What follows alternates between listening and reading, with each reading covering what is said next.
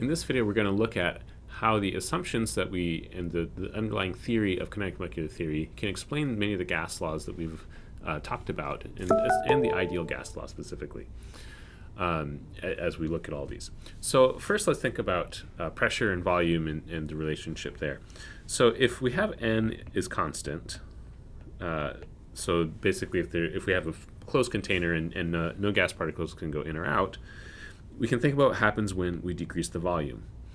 So if we decrease the volume, we know, according to the ideal gas law, that P should increase, right? Because pressure and volume are on the same side of the equation. So if we keep everything else constant, if T also has to be constant here. If N and T are constant, if V goes down, P goes up, and vice versa. So how does this relate to this idea of particles bouncing around and pushing on each other and everything? Well, remember that pressure is caused by gas particles hitting the side of the chamber or the vessel that it's in, right? So the walls that are on it. And pressure is going to depend on both how hard they hit and then also how often they hit. So if we have more collisions with the walls of the container, that'll increase the pressure. So you're just going to get more force in a given amount of time on a particular area of your container. So when we decrease the volume and leaving N and T constant, the gas particles are packed tighter together, and so therefore they're going to hit the walls more often. And so that's what leads to the pressure increasing.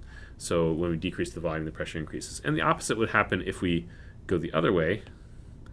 We can think about taking a smaller box or a smaller balloon and making it bigger. The pressure is going to decrease because there'll just be less collisions because the molecules are able to spread out more. So they're not going to hit the walls as often, and that decreases the pressure. So that gives us a pretty clear indication of what's going on here in terms of volume and pressure. The other way we can think about this is in terms of number of moles. So let's again start with our box, our initial box that we have here. We've got some gas particles in here. And again, if we keep this time we keep the volume fixed, and I can't remember which law is which, but these are related to the gas laws that we initially talked about. But this all comes back to the ideal gas law too. If we increase N, so this is going to be Avogadro's law. So by adding either a different gas or more of the same gas, well, that's just kind of the same thing as when we decrease the volume. We now have more gas particles in the same space. And so if the volume is fixed, but we increase the number of particles, provided that temperature is also fixed, right? Then the pressure has to go up, right? So that means that this explains PV equals nRT, why pressure and number of moles are directly related. Alternatively, if we keep the pressure fixed, if we add more gas, the volume will have to increase to keep the pressure the same. Right, so there's a couple different ways that we can look at this. So for both of these observations, we're thinking about not changing the temperature. We're assuming the temperature stays constant, but pressure and volume and number of moles are all related, and the relationships make sense with what's in the ideal gas law according to kinetic molecular theory, thinking about the collisions that are happening with the walls. Now, what about temperature? So let's think about what's happening with temperature.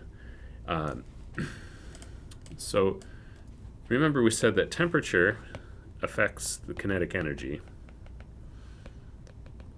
which just means, or we can also say temperature also affects the speed at which the gas particles are moving.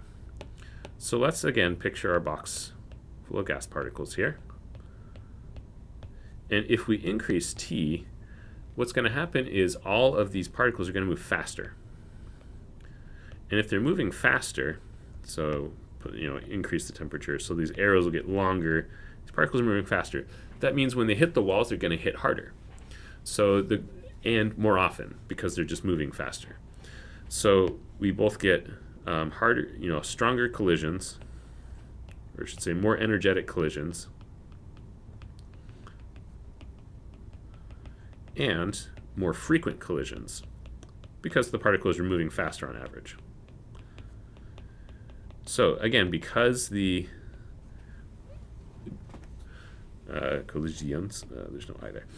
Again, because the pressure depends on the particles hitting the side of the chamber, if we increase temperature, that means the pressure is also going to increase, provided we keep the size of the box fixed and the number of particles.